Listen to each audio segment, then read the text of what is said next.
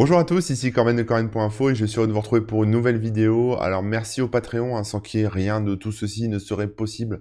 C'est grâce à vous que je peux faire ces vidéos, que je peux continuer à écrire sur mon site, etc. Donc merci beaucoup. Si vous n'êtes pas encore inscrit sur Patreon, si vous ne faites pas encore partie de l'élite des soutiens de Corben.info, n'hésitez pas, hein, cliquez sur le lien qui se trouve sous la vidéo et vous aurez accès au Patreon et vous pourrez vous voir un peu ce que je propose, etc. Notamment des articles tous les jours dans votre boîte mail, des articles techniques, des techniques, mais voilà, accessibles à tous, hein, c'est toujours l'objectif, hein, avec des outils, des trucs intéressants, etc. Et puis évidemment, ces vidéos que je vous partage en avant-première, et puis parfois que je mets aussi sur YouTube à destination de tous, c'est pour ça que vous pouvez l'avoir. Alors aujourd'hui, j'aimerais vous parler de Docker. Alors Docker, vous m'avez demandé en fait de vous faire un petit topo là-dessus. Effectivement, depuis quelques temps, je joue un peu avec de manière un peu plus sérieuse que ce que je faisais jusqu'à présent. Et c'est un outil qui est intéressant. C'est un outil qui est intéressant pour les développeurs qui veulent proposer leur application, on va dire, encapsulée dans une machine virtuelle, dans un conteneur. C'est intéressant pour les gens qui font de l'administration, de serveurs, etc., pour déployer des applicatifs sur leur machine et pouvoir, par exemple, faire de la montée en charge, etc. Mais c'est aussi intéressant pour monsieur et madame tout le monde, pour vous, pour moi, etc., parce que ça permet de déployer des applications sur sa propre machine, hein, sur votre PC, sur votre Mac, sur votre PC Linux, sur votre PC Windows, ça peut être sur votre NAS Synology ou autre chose. Peu importe, ça peut être même un petit serveur que vous louez chez OVH ou je sais pas quoi. Et c'est utile aussi pour ça. Et donc du coup, l'idée pour moi dans cette vidéo et dans cette série de vidéos, parce que je pense que j'en ferai d'autres, hein, c'est un sujet qui est assez costaud quand même, donc je vais essayer de le couper en plusieurs bouts. Mais en tout cas, pour cette première vidéo, je vais me concentrer sur monsieur, madame, tout le monde, sur comment vous, en tant qu'utilisateur lambda, qui n'est ni développeur, ni administrateur système, ni voilà, qui a besoin qui utilise l'informatique dans sa vie de tous les jours, peut utiliser Docker. C'est un peu le but de la vidéo. Évidemment, après, je vous montrerai d'autres choses dans d'autres vidéos plus techniques, mais voilà. Ça me permettra de faire une initiation grand public de Docker, parce que Docker, c'est pas un truc qui est uniquement réservé aux entreprises, aux spécialistes, voilà, aux experts, aux gens qui ont besoin de faire des choses comme ça. Alors, Docker, à la base, alors c'est un projet open source, hein, c'est un projet libre, etc. Mais c'est surtout un conteneur. Un conteneur, c'est, si vous voulez, un package. Voilà, un package qui contient à la fois votre code, qui contient du code, ça peut être le vôtre ou celui de l'image que vous avez téléchargé, qui contient des dépendances et qui contient tout ce qu'il faut pour que l'image puisse fonctionner par elle-même. Alors c'est super intéressant parce qu'en fait, comme c'est un conteneur, ça peut se déployer un peu n'importe où. C'est-à-dire que, par exemple, un éditeur logiciel peut proposer son logiciel sous forme d'un conteneur, vous allez vous le déployer et il va fonctionner directement. Vous n'aurez pas besoin de compiler des choses exotiques, vous n'aurez pas besoin de faire de la config compliquée, etc. Une fois que le code est mis dans le conteneur, c'est parti, quoi. Donc du coup, on peut comme ça déployer des Docker un peu sur tous les systèmes d'exploitation, faire de la montée en charge, par exemple si vous avez plusieurs serveurs et que vous voulez proposer une application sur un serveur et qu'après vous voulez un deuxième serveur, etc. Vous pouvez la déployer comme ça, c'est super rapide et ça se déploie sans avoir à retravailler, à réinstaller des choses, à reconfigurer des trucs, etc. Donc c'est intéressant, c'est surtout isolé aussi de l'environnement sur lequel ça tourne, hein. C'est-à-dire que par exemple si vous chopez un virus, je vais prendre cet exemple-là, même s'il est mauvais, mais si vous faites une connerie dans votre image Docker, ça impactera pas le système d'exploitation hôte, c'est-à-dire votre PC, Windows ou votre Mac, ou voilà, sur lequel tourne Docker. Donc voilà, à la base, Docker, c'est surtout, je vais essayer de vous montrer un peu à quoi ça ressemble, mais c'est surtout un fichier descriptif, hein, c'est du texte, c'est ça, c'est un Dockerfile, qui est un fichier descriptif voilà, c'est comme ça qu'on décrit son Docker, et ensuite ça génère une image, et cette image ensuite on peut la faire tourner dans un conteneur. Conteneur, voilà, je vous montre le dernier truc, voilà. Donc c'est aussi simple que ça. Alors nous on va se concentrer sur cette partie ici, là, la première partie, qui est comment est-ce qu'on récupère une image et comment est-ce qu'on la fait tourner. Voilà, on va pas se lancer dans la création d'une image tout de suite. Je ferai ça dans d'autres vidéos si ça vous intéresse. Là déjà, c'est pour vous donner envie d'utiliser Docker à la fois chez vous pour vos projets et à la fois voilà, pour en savoir un peu plus sur cette techno qui est quand même très utilisée et qui est, qui est importante, je pense. Donc je vous retrouve tout de suite pour la suite. Alors pour commencer, on va d'abord aller sur le site de docker.com pour voir un peu ce que ça propose. Donc docker.com, voilà le site. Il est très fouillis, il y a beaucoup de choses. Il est très orienté business parce qu'ils vendent aussi du service, de l'hébergement, plein de choses. Donc on va essayer de pas se faire avoir. Nous, ce qui nous intéresse, c'est l'outil Docker, c'est le logiciel Docker. Et c'est dans Product, ici là-haut. Vous avez plein de choses et on a notamment un truc ici qui s'appelle Docker Desktop. Vous voyez ça, Docker Desktop? Bon, c'est ça qui nous intéresse parce que ça permet d'installer Docker sur sa machine. Donc vous avez plusieurs versions. Vous avez là, bon, moi je suis sur un Mac, donc voilà, on a la version pour Mac que je vais télécharger de ce pas. Mais vous avez aussi des versions pour Windows ici et pour Linux. On va aller voir un peu ce que ça propose. Mais bon, voilà. Alors pour hop, donc je télécharge le DMG pour Mac. Pour Windows, il propose un installeur. Et pour Linux, bizarrement, il m'envoie vers le hub. Alors le hub, ça m'intéresse pas trop pour l'instant, mais je vous expliquerai un peu ce que c'est après. Linux, en fait, c'est différent. C'est-à-dire que si vous voulez installer Docker sous Linux, vous avez les gestionnaires de paquets ou les dépôts Docker qui sont accessibles. Alors, je vais vous mettre, je sais pas si, moi je peux pas savoir si vous êtes sous Mac, sous Linux ou Windows, mais je vais quand même vous faire une petite parenthèse après pour Linux parce que je pense que c'est important. Mais voilà, pour Mac, l'install elle est simple, vous lancez le programme et vous le déployez, voilà, comme ça, un drag and drop et vous le mettez dans votre dossier application. Pour Windows, vous lancez le .exe et vous suivez la procédure d'install, rien de très compliqué. Et je vous propose maintenant qu'on regarde comment on installe ça sur Linux. Alors avant d'aller plus loin, ce qu'il faut comprendre, c'est que Docker peut s'utiliser avec la ligne de commande et avec l'application desktop. En fait, l'application desktop, celle que je vous ai montrée, enfin celle que je vais vous montrer pour Windows et pour Mac, c'est juste une petite interface graphique pour pouvoir lancer Docker, le redémarrer, etc. s'il y a besoin, gérer les volumes, gérer voilà ce genre de choses, mais c'est pas indispensable. Si vous êtes sous Windows, vous devez passer par cette application. Si vous êtes sous Mac, vous pouvez passer par cette application ou installer Docker aussi avec la commande brew. C'est parfaitement possible. Ou alors, vous pouvez aussi, sous Linux, du coup, passer entièrement en ligne de commande. Donc voilà, ça s'utilise, Docker s'utilise principalement en ligne de commande. Faudrait que je vous montre aussi comment c'est sur le Synology, comment ils l'ont implémenté. Mais voilà. Alors, petite parenthèse, peut-être que vous avez remarqué que j'avais une drôle de tête là, juste à l'instant. J'avais un problème de caméra, donc en regardant les rushs, je me suis rendu compte que je ressemblais à un Conehead. Donc du coup, voilà, j'ai plus cette espèce de tête. Voilà, vous pensiez peut-être que j'avais pris le melon, mais non, je n'ai pas pris le melon. Enfin, pas encore, je pense pas. En tout cas, pas de cette forme-là. Pas aussi en forme d'obus, quoi. Donc voilà, problème réglé, on va pouvoir avancer. Donc là, je me suis rendu sur la documentation de Docker, donc c'est sur docs.docker.com. Il y a toute la doc, alors vous voyez, si vous allez à gauche là ici au niveau de l'install, on voit l'install pour Mac, pour Windows, etc. Donc vous pouvez passer par là aussi. Vous avez des versions pour les serveurs, mais ça, c'est pas ce que je vous recommande d'utiliser. Sauf si vous avez un Raspberry, peut-être ça peut être intéressant. Et surtout, ici, on a installation par distro, par distribution Linux. Donc moi, ce qui m'intéresse, c'est Ubuntu, parce que je suis sur une Linux Mint, mais vous avez Red Hat, vous avez Fedora, Debian, etc. Et donc, voilà, il nous explique un peu comment ça fonctionne. Donc, on peut déjà, vous pouvez supprimer toutes les anciennes versions de Docker que vous avez avec cette commande-là. Je vous invite à le faire si vous avez déjà fait des tests, des choses comme ça. On peut aussi...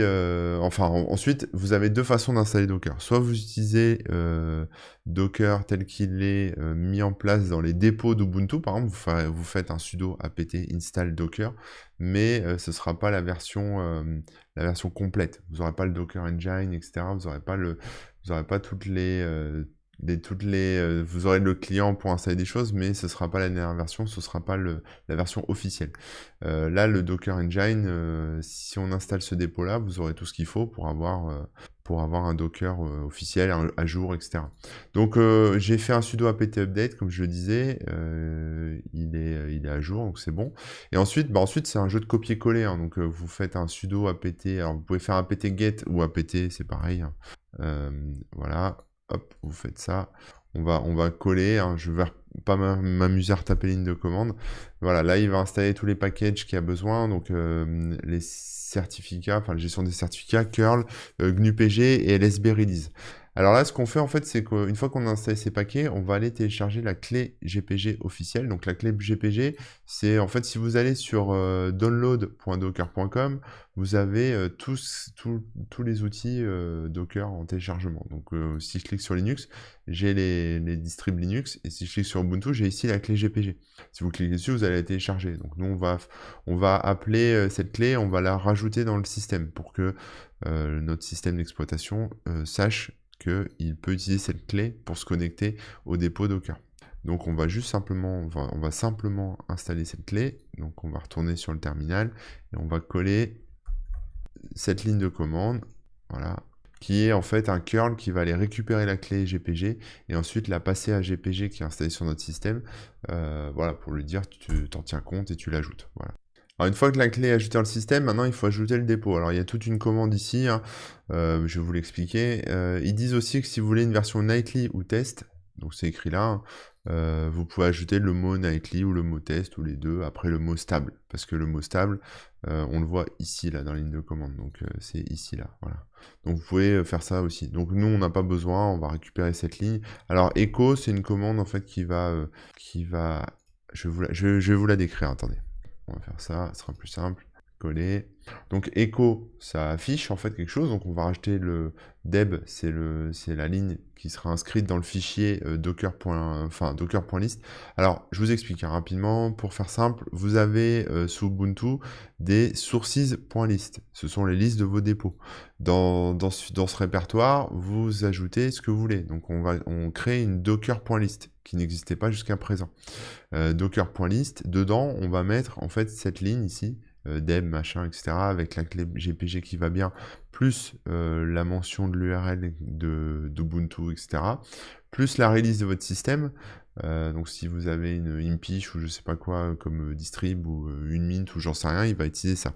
Et en version stable. Donc voilà, on peut remplacer ça par test ou nightly si vous voulez des versions de test ou nightly, mais je vous recommande pas, je vous recommande vraiment une version stable. Donc vous avez juste à passer cette ligne de commande et ensuite voilà, ensuite si vous voulez voir le résultat de cette ligne de commande, on a juste à faire nano et à coller ce truc là et vous voyez on a en fait ça qui s'est rajouté.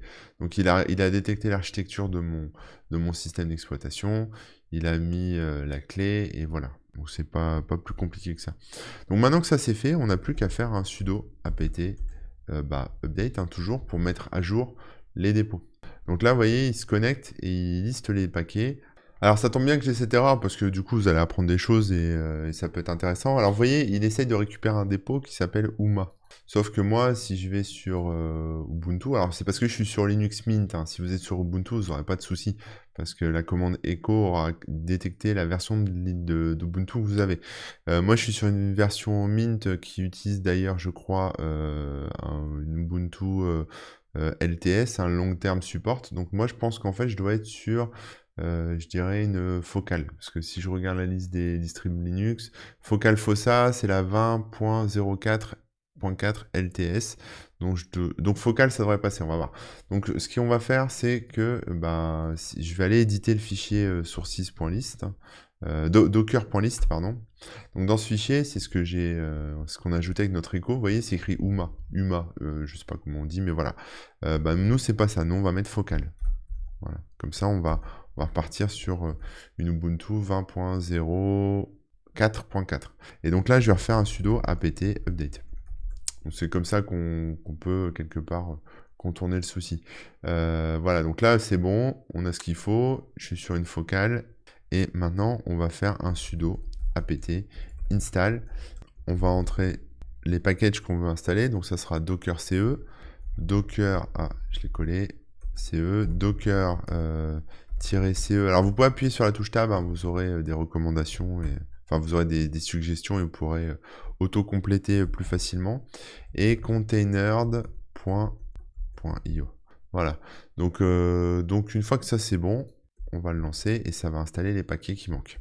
Donc après la vitesse d'installation, ça dépend de votre système, ça va dépendre de votre, enfin voilà, de votre système, de votre connexion internet, etc., de votre machine. Donc voilà, je vous retrouve tout de suite après. Alors une fois que les paquets sont installés sous Linux, on va regarder si, on va vérifier si Docker est lancé. Donc pour ça, on va faire un sudo systemctl, pardon, status Docker. On va regarder un peu ce qu'il nous dit. Il nous dit que Docker est bien lancé, hein. Vous voyez, il est active running. Donc ça, c'est bon. Il est actif, donc ça, c'est cool. Maintenant, bah, on va essayer de lancer un truc, hein, juste pour vérifier, pour voir si c'est OK. On va faire un hello world. Donc pour tester avec un hello world, vous faites docker run suivi de la commande hello world. C'est juste pour vérifier que tout se passe bien. Hello-world. Voilà, vous faites ça. Et là, il me dit, ah, il y a permission, permission refusée. Effectivement, les permissions sont refusées. Je vais vous expliquer comment il faut faire. On a en fait cette erreur de permission parce qu'on n'a pas de groupe Docker et on n'a pas de... Notre utilisateur, mon user, n'a pas accès à ce groupe et ne peut pas, du coup, lancer Docker et faire des choses avec Docker. Donc, on va d'abord créer un groupe Docker. Alors, normalement, c'est censé être fait avec l'install de Docker CE, mais bon, si c'est votre cas, si vous avez le même souci, on va essayer. Donc, on va faire un sudo groupe add, toujours sous Linux. Hein. Ceux qui sont sous Windows et Mac, promis, ça arrive, hein, mais accélérez un peu le mouvement si vous voulez la vidéo. Donc, le groupe Docker existe déjà. Donc, effectivement, si je tape groups, je le vois pas, mais bon, en tout cas, apparemment, il y a un groupe Docker qui est déjà là. Donc ça, c'est cool. Donc maintenant, je vais m'ajouter, en fait, je vais ajouter mon user Corben dans le groupe Docker. Donc pour ça, on va faire un sudo user mode et on va passer le paramètre A minuscule, G majuscule pour le groupe Docker. Et là, je vais mettre le nom de mon user. Donc on peut mettre la variable user, hein, c'est pareil, je pourrais écrire Corben, c'est pareil. Donc voilà, donc là, il a ajouté mon user dedans. Donc c'est bon, en fait. Et si maintenant, on veut que ça s'active, on peut faire deux choses. Soit je me déconnecte et je me reconnecte, soit je lance la commande new grp docker. Et là, je peux, voilà, là, ça recharge en fait les permissions sous Linux. Ça active en fait les changements qui ont été faits au groupe Docker. Voilà. Donc, ça va ajouter mon user. Et maintenant, je vais pouvoir lancer la commande de tout à l'heure, le hello world. Donc, docker run hello-world. Voilà, et là c'est bon, là il est en train de... Bon, il va chercher une image et puis il va m'afficher ce qu'il faut. Et voilà, donc j'ai hello from Docker hein, avec tout ce qu'il faut. Après bon, c'est plus qu'un hello world, hein, il met un peu de doc, mais voilà. Donc c'est bon, en fait là on vient d'installer Docker sous Linux. Maintenant on va pouvoir commencer à l'utiliser. Donc je vais retourner sous mon Mac. C'est pareil, hein, ça sera aussi des lignes de commande. Et maintenant je vais vous apprendre à vraiment l'utiliser et à faire des choses cool avec. Bon alors là maintenant on est sur Docker Desktop. Alors Docker Desktop, une fois qu'il est lancé, il est dans la barre des tâches là-haut, vous voyez, on a les préférences, enfin voilà, on peut faire des choses quoi. Donc cet outil-là, bon, vous pouvez par exemple le faire démarrer quand vous vous loguez, vous pouvez inclure des VM, enfin les VM de Docker dans vos backup time machines si vous faites ça, etc. L'utilisation des ressources, ça peut être important si vous avez une config un peu légère, ou alors au contraire une config avec beaucoup de mémoire, vous pouvez booster un peu le nombre de CPU, la mémoire, le swap, etc., les images disques et compagnie. Les partages de fichiers qui sont intégrés dedans. Bon voilà, il y a le réseau, enfin bref, je vous laisserai aller regarder tout ça. Évidemment, tout ça, c'est pas des choses qu'on va utiliser pour l'instant. En tout cas, voilà, une intégration avec Kubernetes aussi. Donc ça, c'est sur les paramètres. Et ensuite, voilà, ici, on a le menu conteneur app. Donc ça, c'est les applications qui sont lancées. Les images disponibles.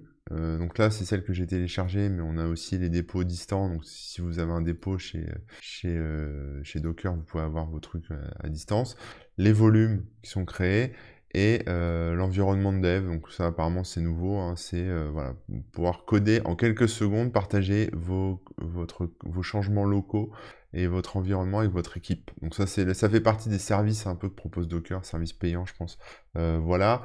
Donc en gros, tout ce qu'on peut faire là-dedans, nous on va le faire en ligne de commande, mais vous pouvez aussi le faire via l'interface en fait. Donc bon là je vais supprimer aussi, mais voilà, ça c'est les conteneurs, je vais vous expliquer rapidement ce que c'est tout ça. Là on est sur les volumes. Alors les volumes, il faut savoir que Docker n'est pas persistant, c'est-à-dire que quand vous faites tourner, par exemple vous installez un serveur Apache, On va prendre ça comme exemple. Un serveur Apache avec Docker, vous avez Apache, vous avez les fichiers de conf d'Apache et vous avez les fichiers de votre site web qui sera servi par Apache. Apache, l'application, celle-ci n'a pas vocation à changer, donc elle sera dans Docker, mais les fichiers de conf, c'est des choses que vous avez paramétrées. Sauf que si vous relancez votre Docker, vos fichiers de conf, ils vont être effacés. Il n'y aura pas de persistance.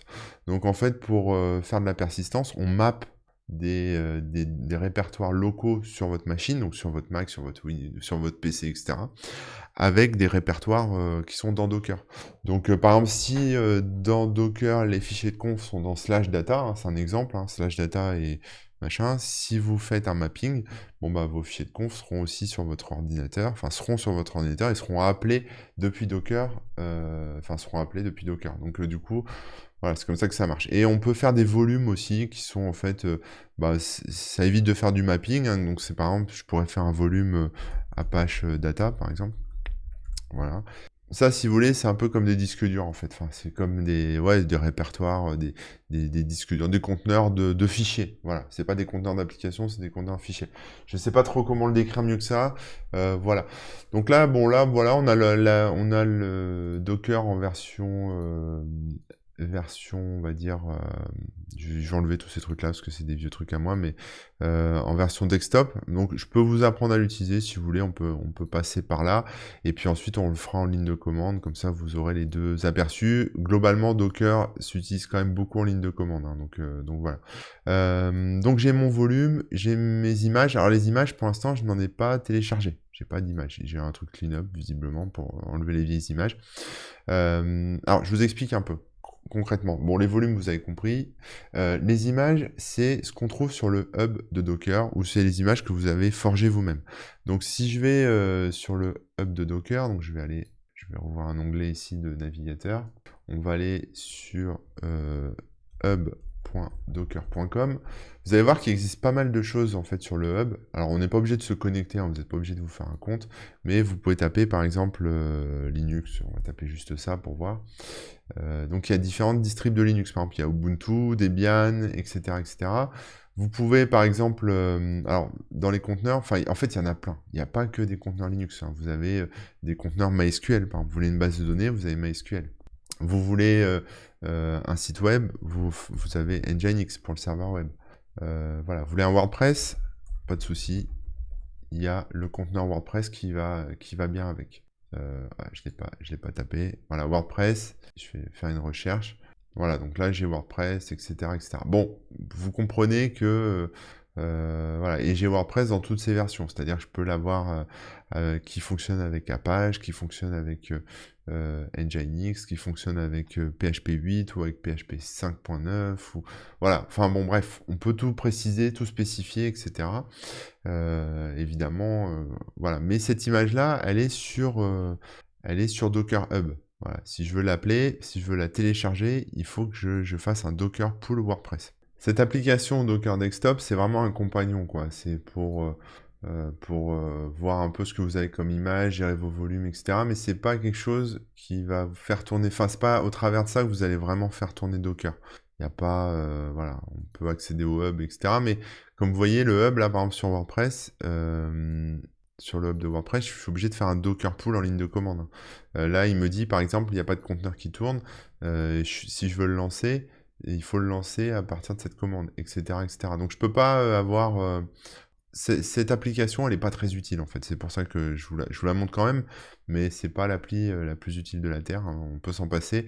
Ça permet juste d'avoir un aperçu des volumes, des conteneurs, etc.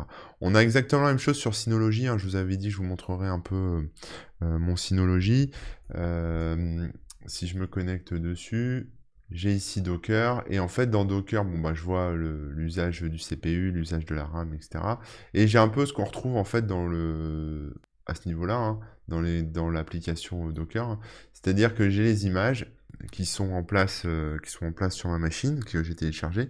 J'ai la registry qui est en fait comment ça s'appelle là, c'est le hub en fait. Là, vous pouvez taper WordPress. Donc ça, c'est ce qu'il n'y a pas en fait dans Docker version desktop, hein. Voilà, je tape WordPress et je peux comme ça la télécharger l'image en fait, et elle va se rajouter.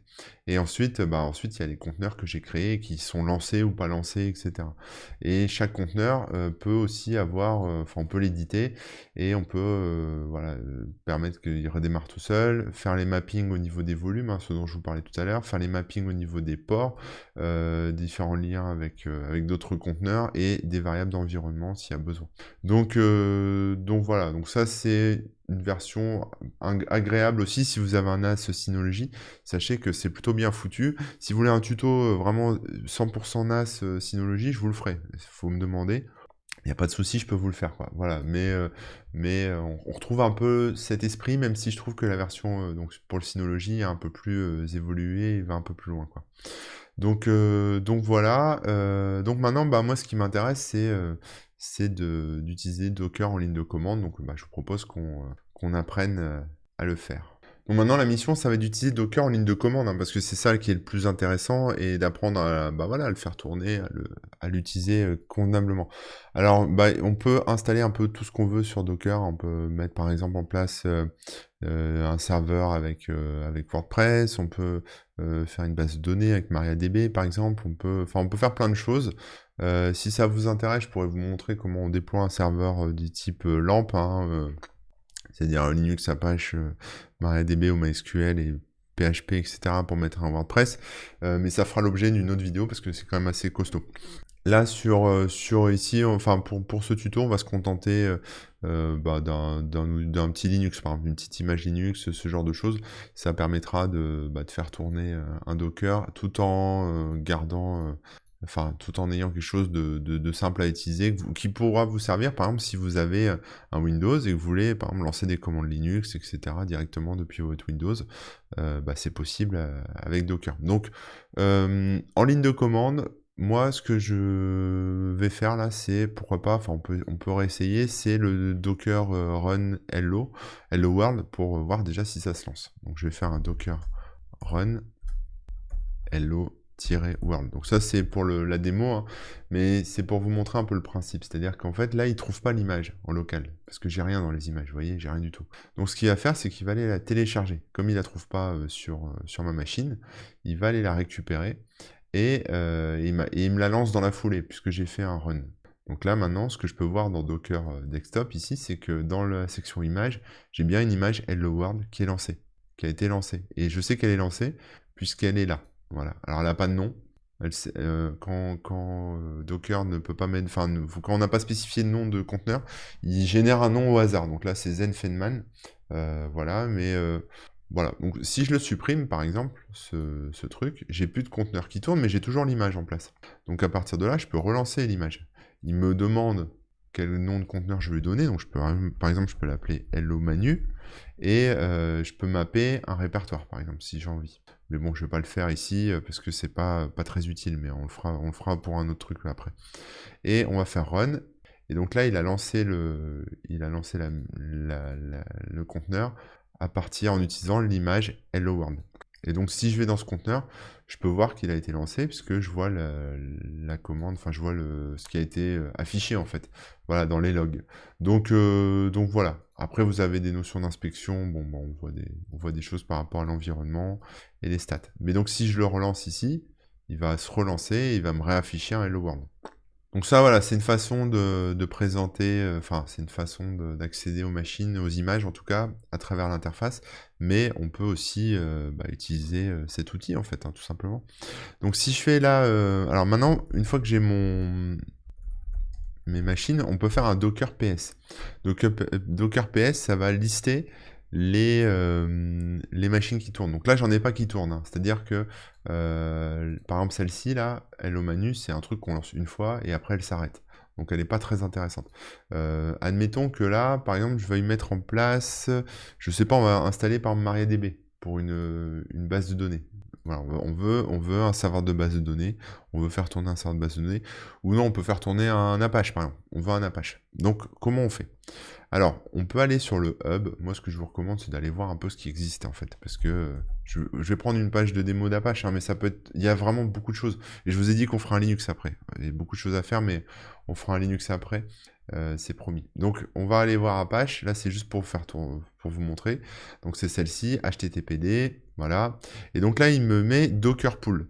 Donc là, j'ai deux solutions. Soit je fais un Docker Run HTTPD, il va lancer Apache, mais je ne l'aurais pas configuré quelque part, il va juste le lancer, basta, parce que j'ai pas mis de paramètres. Soit je fais un Docker Pull, et là, en fait, il va juste récupérer l'image.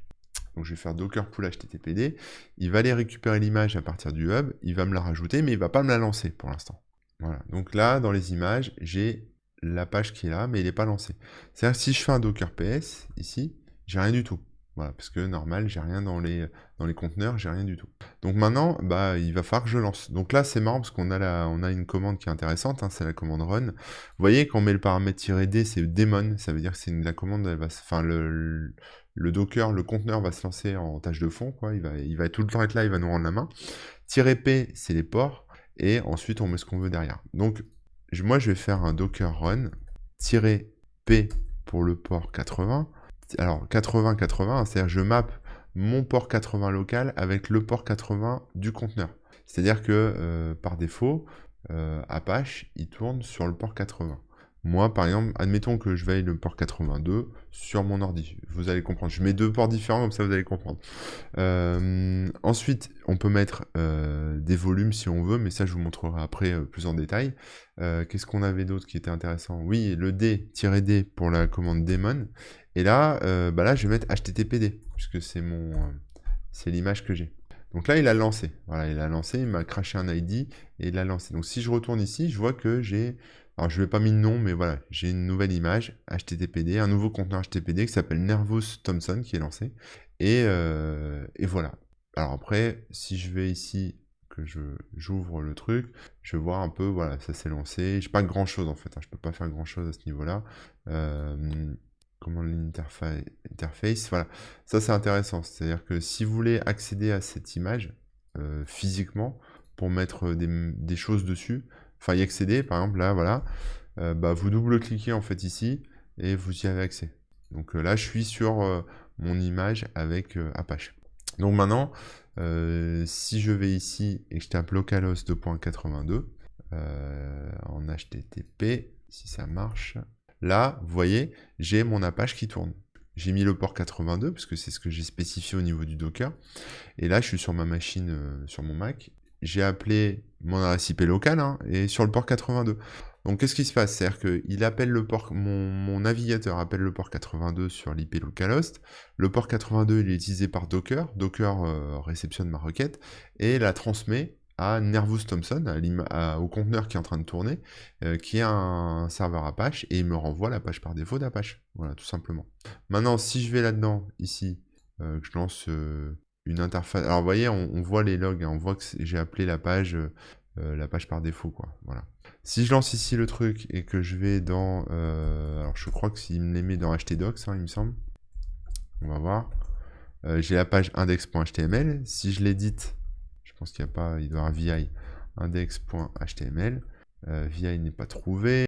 Si par exemple je fais echo hello dans hello.html, voilà, je vais faire ls. Je vois que j'ai un fichier hello.html qui s'est créé.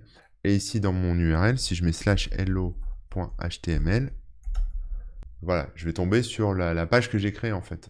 Donc si je la supprime maintenant, ce conteneur, si je supprime ce conteneur, voilà, je retourne ici, il n'y a plus rien, d'accord? Il faut que je le recrée après. Je vais donc relancer un conteneur, donc image, je vais recréer un conteneur, un nouveau conteneur, je vais faire run, on va le personnaliser un peu cette fois, donc je vais lui donner un nom, je vais l'appeler Apache.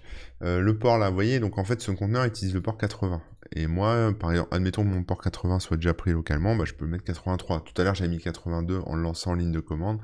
Là, je mets 83 via l'interface. Au niveau des volumes, alors là, c'est intéressant. Je vais créer un nouveau dossier sur mon ordinateur que je vais appeler site web, par exemple. Voilà, site web, ok. Voilà, ici, volume. Donc, je vais sélectionner mon répertoire que je viens de créer. Voilà, site web. Et ensuite, il faut connaître le conteneur path. Donc, je crois que c'est user local /apache2 /htdocs. C'est là où il met les pages web, en fait, si vous voulez. Je vais faire, on va voir, hein, si c'est pas ça, je le changerai, on va tester. Je vais faire run, il s'est lancé. Et donc, si je vais sur le port 83 ici, voilà, là, il m'affiche, et il m'affiche plus le Hitworks, il m'affiche l'index de ce qu'il y a dans mon répertoire site web. Donc là, dans mon répertoire site web, j'ai plus qu'à faire des fichiers, hein, en fait. Hein. Donc, si je vais, bon, je vais le faire au niveau du terminal, mais bon, je peux même le faire directement via Docker. C'est-à-dire, si vous lancez ici, vous cliquez sur la commande, enfin sur le bouton CLI ici, Command Line Interface, ça va ouvrir un terminal au travers de la machine Docker, d'accord? Donc vous allez voir, vous allez être sur la machine comme si vous étiez sur votre serveur Apache. Et je vais, alors si je fais pwd, je vois que je suis dans User Local Apache 2. Et si je vais dans htdocs, hop, bon, il n'y a rien dedans. Mais par contre, regardez bien. Là, ça c'est mon répertoire. Si je fais un nouveau dossier là-dedans, bon, je l'appelle sans titre, et je refais un ls là, voilà, dossier sans titre est apparu. Si je fais echo hello et que je l'envoie dans le fichier index.html, j'ai un fichier index.html qui vient de se créer en local sur ma machine, et en même temps, donc si je vais ici, je rafraîchis, bah, il va m'afficher l'index HTML hello. Donc voilà, c'est mappé, voilà, c'est-à-dire que les fichiers qui sont sur, que Docker utilise sont mappés avec un vrai répertoire sur mon disque dur. On le voit ici, hein, quand vous allez dans Inspect ici, on a les chemins d'accès, etc. Et on a surtout les points de montage. Donc voilà, htdocs sur la machine Docker, je l'ai monté sur le répertoire site web. Voilà. Et le port 80, il est mappé avec le port 83. Voilà, c'est aussi simple que ça. Donc là, voilà, on a fait une première partie un peu à cheval avec, l'interface graphique et la ligne de commande. Maintenant, si je veux vraiment faire la ligne de commande, je vais faire par exemple, alors attendez, hop, clear, on va faire un docker ps. ps, vous voyez, ça liste les machines en cours de lancement. Donc je vois bien mon conteneur Apache qui est bien lancé, quoi. Donc ça, c'est intéressant. Après, on peut inspecter, par exemple, la machine. Donc je peux faire un docker inspect, si je veux en savoir un peu plus sur elle. Et là, je peux lui mettre soit le conteneur ID, soit son petit nom, si elle avait un petit nom. Mais là, je lui ai pas mis de nom. Donc, enfin, si, ah si, je l'ai appelé Apache. Donc on peut mettre soit le conteneur ID comme ça, soit Apache. On va tester avec Apache, voilà. Et là, ça me sort en fait toute la config du Docker en question. Voilà, donc ça c'est pratique si vous avez des doutes sur la config, vous voulez voir un peu comment ça fonctionne, mais c'est la même chose que ce qu'on avait tout à l'heure là quand je vous ai montré ici. Inspect, c'est les mêmes infos, hein, plus ou moins, hein, mais voilà, c'est le JSON avec toute la data qui concerne la machine. Vous pouvez évidemment, toujours avec la commande Docker, consulter les logs de votre machine. Donc, vous pouvez faire un Docker logs et Apache. Donc là, voilà, on voit ce qu'on voit pareil dans les logs ici, quoi. Vous voulez voir les images que vous avez à disposition localement, bah, vous faites Docker Images. Ah, il me fait une suggestion. Images. Je vais y arriver. Échappe, voilà. Et là, il me liste les deux images. Et donc, j'ai effectivement un Hello World et un HTTPD. Donc ça, c'est cool. Voilà, donc j'ai ça. Alors maintenant, ce qui est marrant, c'est que je peux stopper un conteneur. C'est-à-dire que celui-là, il tourne là, Apache. Mais je peux vouloir le stopper éventuellement. Donc je vais faire un Docker. Je vais y arriver. Docker stop Apache. Voilà, vous allez voir, voilà, hop, là derrière, il est plus lancé, il est stoppé. Si je vais dans les conteneurs, il est grisé, il est stoppé. Et j'ai plus accès. Voilà, il n'y a plus de serveur qui tourne, quoi. Plus de serveur qui tourne. Évidemment, si je veux le redémarrer, je fais un start Apache. Voilà, je lance, il se relance. Très bien, il se relance. Donc voilà, il est relancé, on est content. Et là, à nouveau, j'ai accès au truc comme ça. Voilà. Donc ça, c'est une façon de faire. Ensuite, je peux créer un nouveau Docker. Je peux faire un Docker run. Derrière, je vais mettre un nom. Je vais l'appeler, par exemple, Apache 2. Parce que je veux créer un deuxième serveur Apache. Mais cette fois, je vais vous montrer comment on le fait en ligne de commande. Attendez, on va clear un peu le truc. Voilà, pour qu'on y voit plus clair. J'ai l'image HTTPD qui est dispo. Cette image est actuellement utilisée dans un conteneur que j'ai appelé Apache, qui tourne sur le port 83. Voilà, ça c'est pour résumer, et qui me sert une page qui s'appelle Hello. Maintenant, moi je veux utiliser toujours cette image pour faire un deuxième serveur Apache sur un autre port qui va faire autre chose. Donc on va faire un Docker run, et là je vais lui donner un petit nom. Voilà, un petit nom, donc name, je vais l'appeler à page 2. Je sais pas si j'ai besoin des guillemets, mais on va faire comme ça. Ensuite, on va lui spécifier les volumes. Donc tiret, enfin vous pouvez utiliser volume ou V. Donc -V. Et là, c'est intéressant parce que du coup, je vais lui dire que je vais faire un autre dossier à part site web. Je vais l'appeler par exemple site web. On va faire un nouveau dossier et je vais l'appeler site web 2. Hein, voilà, pour faire original. Donc là, je vais lui dire que tu me récupères ce dossier, voilà, ici. Donc c'est user core main download site web 2. Et je vais le mapper, donc je vais faire 2 points. Et moi, je veux qu'il aille sur user local à page 2 slash htdocs. C'est le répertoire où sont stockés les fichiers. Ok. Ensuite, je veux préciser les ports. Alors les ports, c'est "-p" évidemment, hein, ça, voilà, il n'y a pas de surprise. Sauf que mon port 83 sera déjà occupé, donc on va le mettre sur le port 84 par exemple. Et on map avec le port 80 d'Apache tel qu'il est lancé. Voilà, je pense que c'est tout ce que je peux mettre en paramètres, c'est déjà pas mal. Je regarde un peu ce que j'ai en autre chose. Alors vous voyez, il y a plein de paramètres, on peut rajouter des IP, on peut rajouter plein de choses, mais voilà. Alors vous n'aurez pas ce petit menu, sauf si vous avez installé l'outil, je crois que c'est l'outil Fig hein, que j'ai... je sais plus, je crois que c'est ça, j'ai fait un article là-dessus. Hein. Le petit menu là que j'ai là, c'est un autre truc, ça n'a rien à voir avec le tuto.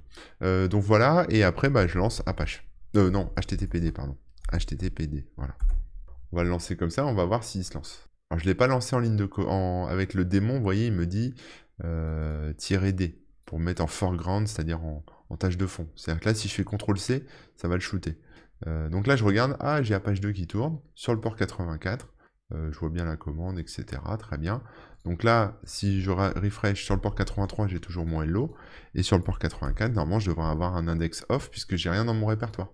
Donc index site web 2. Et puis si je fais si je copie par exemple le fichier index.html et que je le mets là, voilà, je le mets là. Je l'ouvre avec texte edit. Voilà, on va se mettre au format texte. Et je vais dire, je vais pas mettre hello, mais je vais mettre bonjour. Je vais essayer. Alors, format, oui, écraser. Je vais l'écraser. Voilà. Bonjour, on va le mettre en français. Bonjour. Et puis on va mettre une balise H1 pour que ça soit du HTML et que ça soit un peu plus joli. Voilà, mais c'est pour la démo. Hein. De toute façon, après, donc si je refresh, bon oui, je l'ai nommé index.txt. Bon, c'est pas grave. C'est mon logiciel qui l'a renommé. Donc moi, c'est index.html. Voilà, j'utilise l'extension HTML. Et donc là, si je refresh, voilà, j'ai bonjour en H1 qui s'affiche sur mon port 84. Et sur mon port 83, j'ai l'autre. Donc vous voyez, comme ça, on peut faire cohabiter plusieurs serveurs web, plusieurs projets, plusieurs trucs comme ça. Donc ça, c'est... moi, je trouve ça super cool quand même. C'est assez pratique. Maintenant, je vous avais promis qu'on pouvait installer un Linux.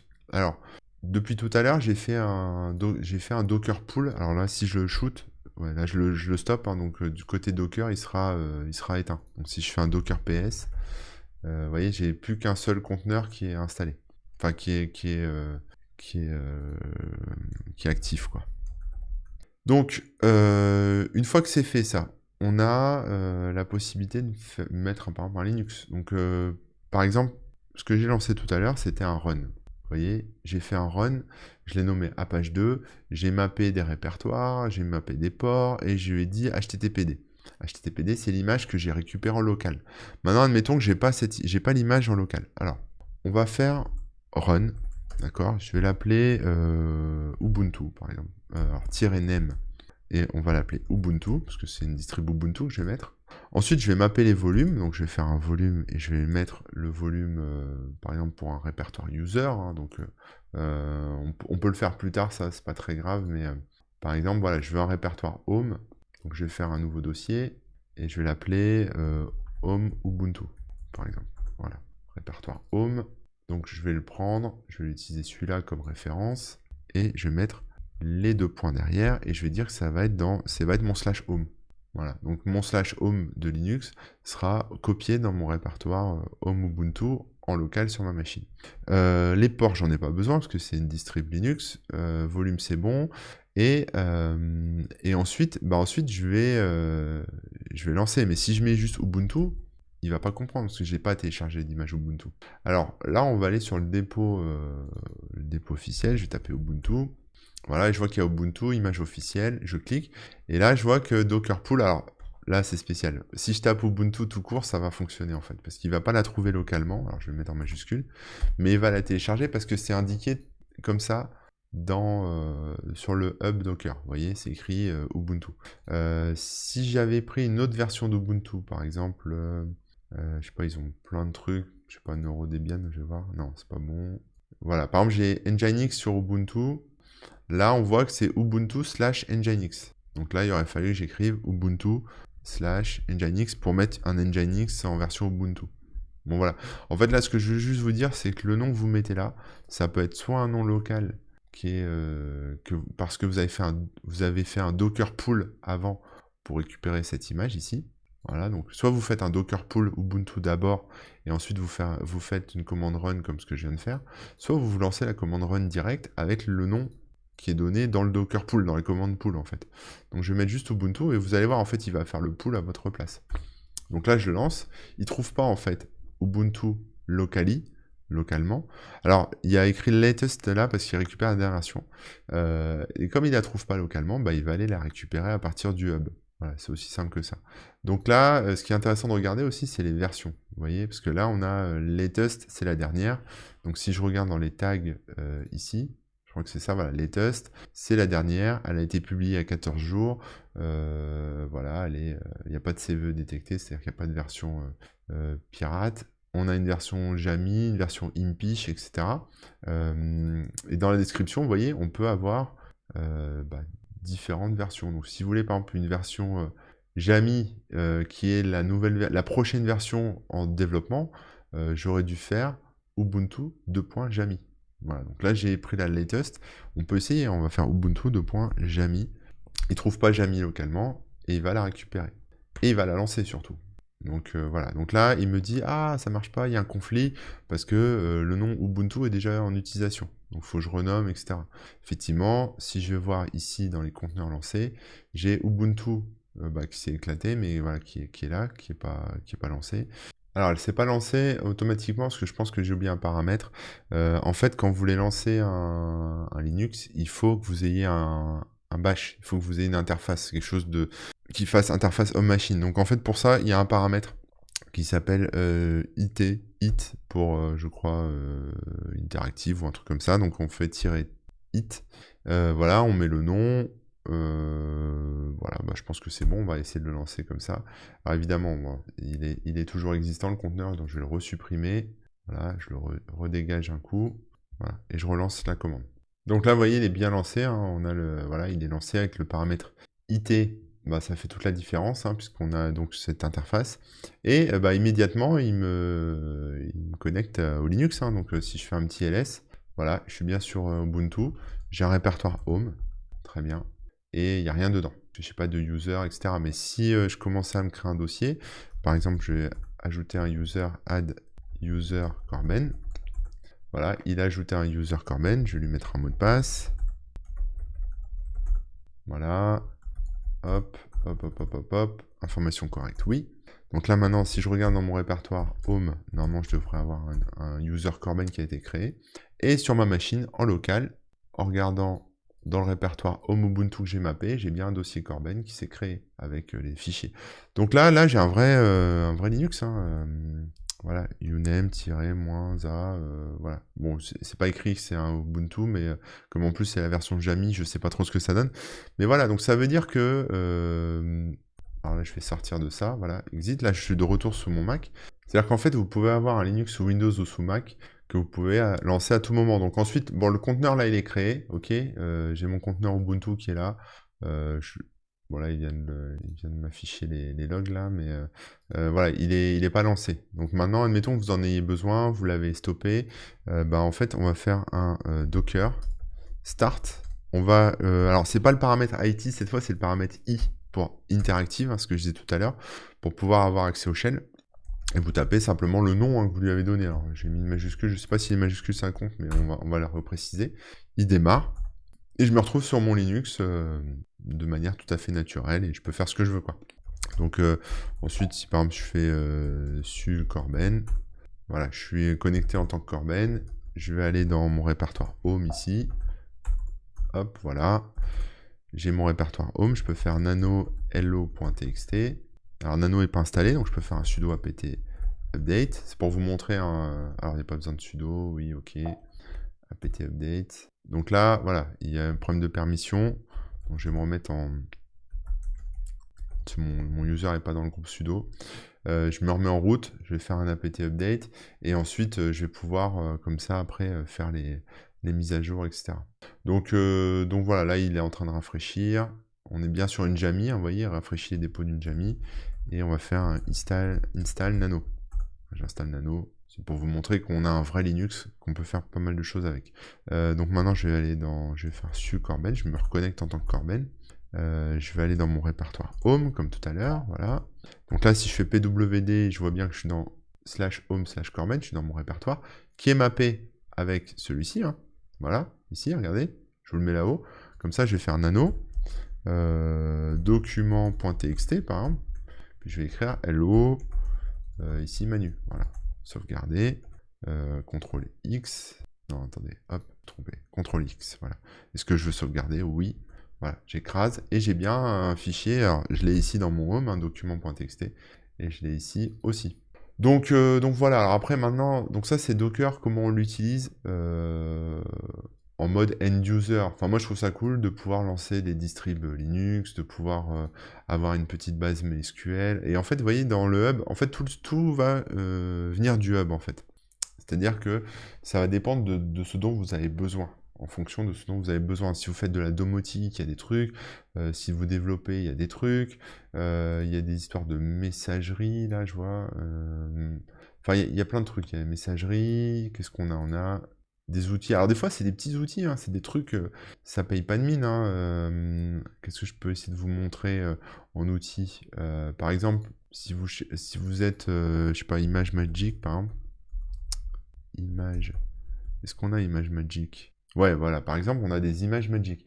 ImageMagick, c'est un outil qui permet de faire de la conversion d'images, voilà, de faire des choses comme ça, voilà, transformer des JPEG en PNG, ce genre de trucs, ou afficher, faire du rendu d'image, etc.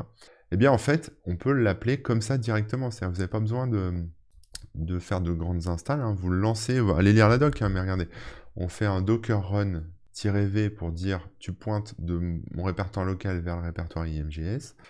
Tu lances cette image-là qui est donc depot-kid-off ImageMagick, ça doit être le nom du mec qui l'a créé.